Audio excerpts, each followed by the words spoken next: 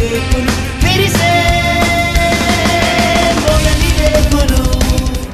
ఒక్కసారి అన్నను చూడాలనుంది వదినమ్మా. మస్తు యాదకొస్తున్నాడు. ఒక్కసారి చూడలేనా? మున్నగాన్ని అడుగుతానులే అలీ. తప్పకడుగు వదినమ్మా. ఎన్నడూ ఇంత అనిపించలే, కానీ ఇప్పుడు ఎందుకో మస్తు అనిపిస్తుంది. బస్ ఇట్లా చూసి అట్లా వచ్చేస్తా. అలాగే అలీ. థ్యాంక్స్ వదినమ్మా. ఇంకా ఉంటా. Bye Ali. Bye వదినమ్మా.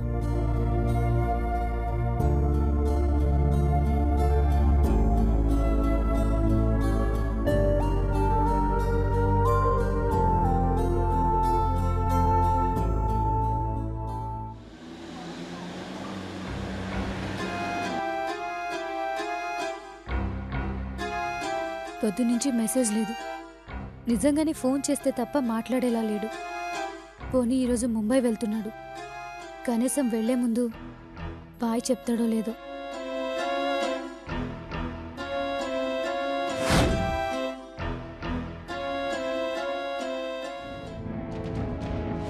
Daddy Mumbai వెళ్ళాలట, దాని గురించి మాట్లాడుతున్నాం.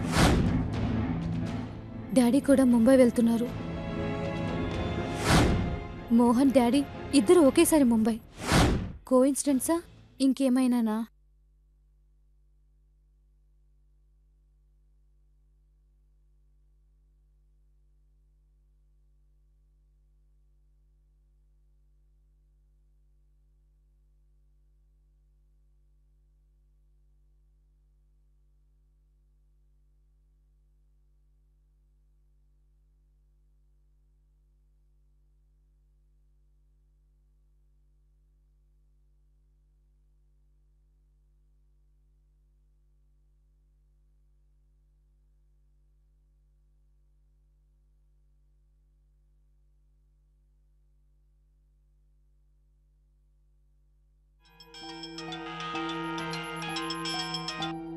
మేఘా, హాయ్ మోహన్. నువ్వు కాల్ చేసావా? ఇది నిజమేనా? నేను కలగంటున్నానా? సర్కాసం తర్వాత ముందు నేను చెప్పేది విను. నువ్వు ముంబై వెళ్తున్నావు కదా? అవును. మహిదర్ కూడా వెళ్తున్నాడా? లేదు. ఏ? డాడీ కూడా వెళ్తున్నారు ఈరోజే. ఇది కేవలం కోఇన్సిడెన్స్ కావచ్చు, కాకపోవచ్చు, నాకు తెలీదు. కానీ నువ్వు ముంబైలో ఉన్నప్పుడు డాడీ కూడా ముంబైలో ఉంటారు. అయితే ఏంటి? ఇప్పుడు నేను వైజాగ్లో ఉన్నాను, ఆయన వైజాగ్లోనే ఉన్నారు కదా. అబ్బా, వైజాగ్లో ఉండడం వేరు, ముంబైలో ఉండడం వేరు. బాధించకుండా నేను చెప్తుంది అర్థం చేసుకో.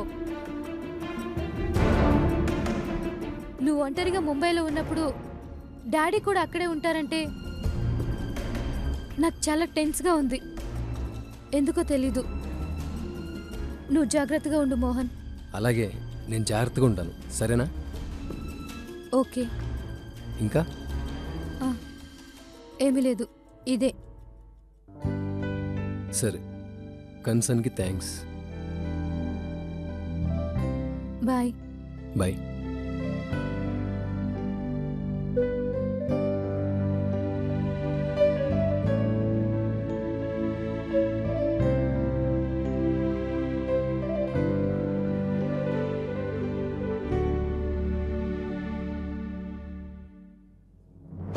సార్, రాఘవేంద్ర కూడా ఈరోజు ముంబై వెళ్తున్నాడు సార్. మేఘా ఫోన్ చేసింది. నేను కూడా వెళ్తున్నాను కదా, కంగారు పడుతుంది. ప్రాబ్లం ఏమి ఉండదు కదా సార్? నువ్వు వెళ్తున్న విషయం మేఘా వాళ్ళ నాన్నతో చెప్పిందా? I don't think so sir. తను అసలు వాళ్ళ నాన్నతో మాట్లాడదు. ఒకవేళ మాట్లాడినా మన గురించి మాట్లాడదని అనుకుంటాను.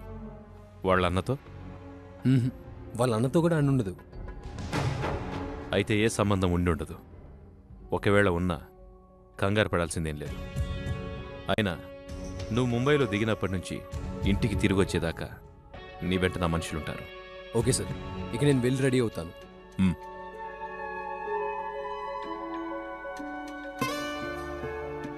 ఈ పిచ్చి పిల్ల అక్కడికి వెళ్ళిపోయినా నా సేఫ్టీ గురించి ఆలోచిస్తుంది. గుడ్.